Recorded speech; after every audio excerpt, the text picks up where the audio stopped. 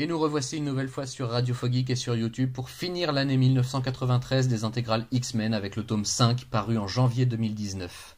Chez Panini Comics toujours bien sûr. Fabian Cortez, autrefois leader des acolytes, est aux abois. Démasqué par ses anciens camarades et traqué de toutes parts pour sa trahison envers Magneto, il trouve refuge sur l'île de Genosha, alors en pleine guerre civile entre humains et mutants. Ayant enlevé la petite fille de Magneto, fille de Vif Argent et de l'Avenger Crystal, Cortez se croit à l'abri d'éventuelles représailles et entreprend d'alimenter le conflit afin d'en sortir plus fort et mieux protégé. Ce qu'il n'avait pas prévu, c'est que les X-Men comme les Avengers allaient s'allier dans une mission commando musclée afin de le traquer et de le neutraliser pour libérer Luna de son emprise. Terrassé par sa crainte d'une vengeance de Magneto, c'est avec un certain soulagement que Fabian apprend que ce dernier n'est plus en mesure de lui faire subir son juste courroux. Mais malheureusement, même si Magneto est hors course, il reste encore son plus puissant atout en jeu. Exodus descend sur Genosha et entend bien réduire à néant cette gigantesque insulte au rêve de son seigneur et maître. L'île tout entière est menacée à présent et les X-Men et Avengers doivent maîtriser une population déchaînée et en proie à la terreur quand Exodus use de ses immenses pouvoirs pour sceller le pays et l'entraîner dans sa chute. Heureusement, avec l'aide des plus grands héros de la Terre, le puissant mutant est vaincu et au moins temporairement et décide de regagner Avalon plutôt que de poursuivre ce combat qui n'a plus de sens à ses yeux. Luna est saine et sauve, ainsi que la population de Genosha, mais Fabian Cortez semble avoir payé la trahison au prix fort. Dans un petit interlude entre deux récits majeurs, vous découvrirez les origines d'Exodus lui-même. Chevalier et croisé durant les guerres sacrées du Moyen-Âge sur la Terre Promise, Bennett du Paris était un fier et vaillant combattant, sentant qu'une puissance incroyable se dissimulait quelque part sur le territoire de ses exploits et surtout quelque part en lui, profondément enfoui. Après une quête de plusieurs années et une traversée du désert aride en solitaire, Paré parvient à atteindre les portes de la citadelle sacrée du pharaon éternel, Apocalypse. Ce dernier lui révèle alors que sa véritable nature de mutant et éveille sa puissance colossale pour faire de celui que l'on nomme désormais Exodus son nouveau héros. Mais rattrapé par ses souvenirs et ses engagements, Parry parvient à se soustraire à l'emprise d'Apocalypse juste assez longtemps pour permettre à ses compagnons de lui échapper. Frappé de tétanie et plongé dans l'inconscience, Exodus est alors scellé dans un tombeau quelque part en Suisse, veillé par des chevaliers ayant prêté serment d'empêcher toute tentative de le réveiller un jour pour la sécurité du monde tout entier. Comme nous le savons désormais, ces hommes ont échoué et Exodus arpente de nouveau la Terre, s'étant trouvé un nouveau maître à servir jusqu'à la mort s'il le faut. Un puissant ennemi des X-Men qui ne compte pas en rester sur une défaite.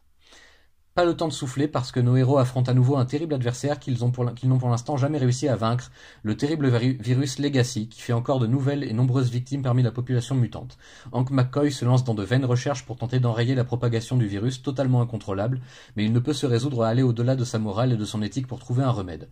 Un problème de conscience que n'a pas Sinistre, en revanche, qui lui n'hésite pas à enlever des mutants malades pour perpétrer de troubles expériences sur eux, afin de mieux comprendre le virus et peut-être de l'anéantir. Impuissant, Hank prend néanmoins le temps d'aider une ancienne ennemie à retrouver le repos éternel, contaminée elle aussi par le virus. On découvre alors que Revanche, la copie conforme de Psylocke, est elle aussi atteinte et que le temps lui est désormais compté.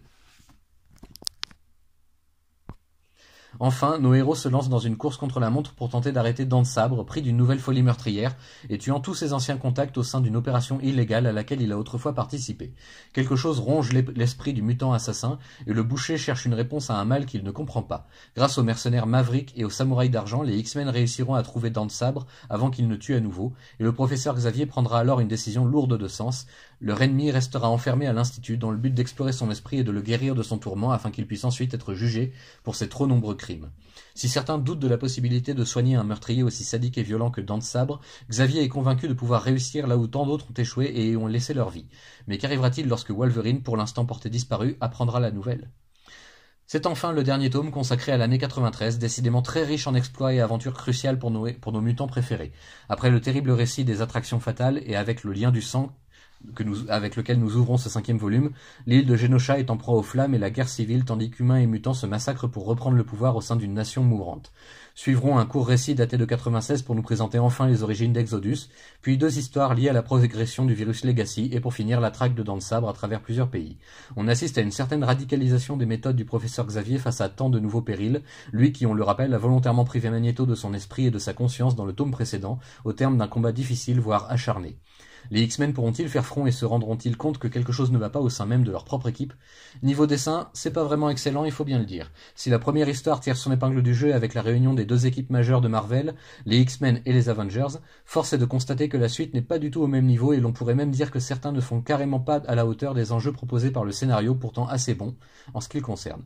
Ce 5e tome contient quelques grosses faiblesses, un ventre mou de la série à l'époque où toutes les superstars de l'éditeur partaient chez la concurrence, nouvellement formée, et il faudra probablement attendre l'arrivée des petits nouveaux pour retrouver une qualité graphique valable pour une série qui le mérite amplement.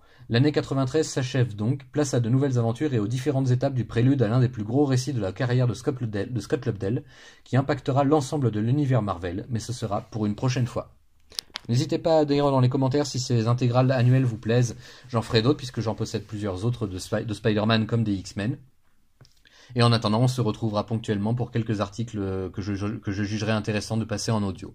Merci à tous et bonne soirée.